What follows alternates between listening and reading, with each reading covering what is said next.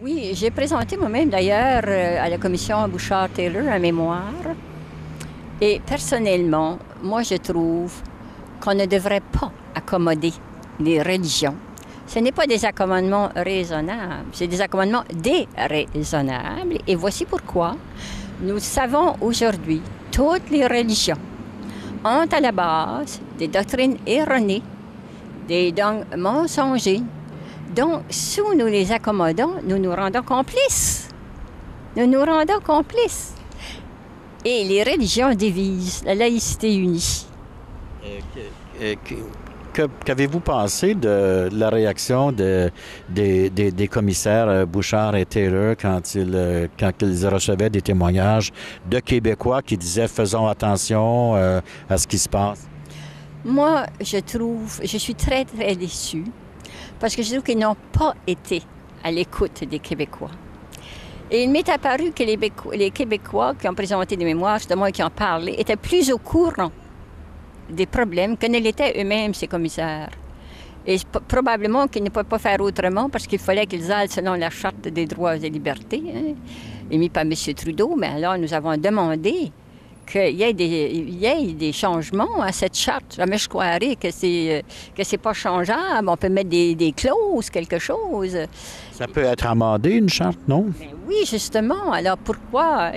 Même il y a des gens qui pensent qu'ils ont été payés pour aller dans ce sens-là. C'est très étonnant de la part de M. Bouchard, surtout. M. Bouchard, en fait, Gérard Bouchard, qui est le frère de Lucien Bouchard, qui lui-même a été premier ministre souverainiste au Québec, c'est vraiment...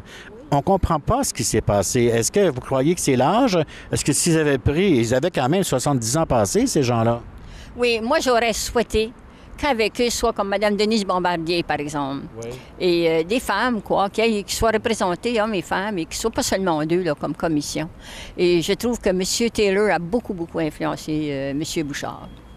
Ils ont pris une journaliste de Radio-Canada pour présenter le débat, qui était à sa retraite et qui est très, très confortable depuis beaucoup, beaucoup, beaucoup d'années.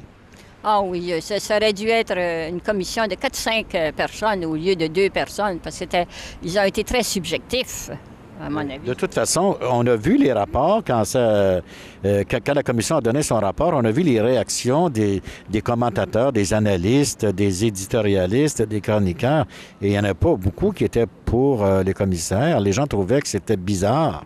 Oui, et voyez-vous, on le voit présentement par le livre, par exemple, d'une Algérienne musulmane là, qui a écrit « À contre-coron ».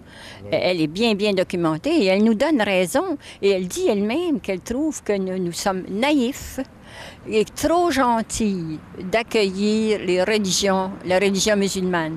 Et j'ai écouté dernièrement une vidéo d'un père jésuite en Égypte, un Égyptien, qui dit que lui est inquiet. Que si on continue de les accueillir comme ça à bras ouverts, j'entends les intégrer, c'est les fanatiques, là, oui. Parce qu'il y a des bons musulmans, puis il y a des musulmans qui, comme nous, sont ouverts, hein, veulent la laïcité, etc. On entend le fanatisme. Hein? C'est ça qui est dangereux, les intégrer, c'est ça qui est dangereux. Mais il y en a quand même, et on ne sait pas qui on côtoie quand on côtoie des gens comme ça.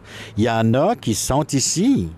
Mais quand vous voyez, monsieur, les gens avec des voiles sur la tête, là, ça vraiment, ça symbolise tous les règlements de la charia. Et vous savez qu'est-ce que c'est que la charia, hein?